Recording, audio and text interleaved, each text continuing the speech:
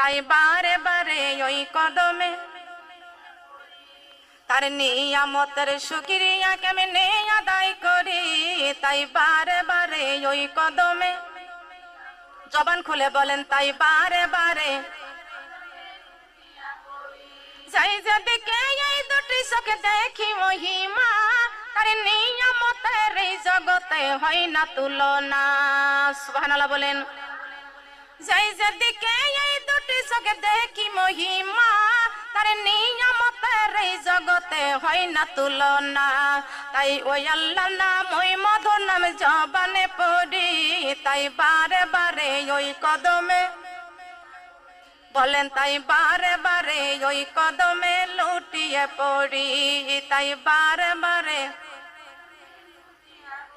বলেন তাই বারে বারে তার নিয়ামতের শুকরিয়া কেমনে আদায় করি, তাই বারে বারে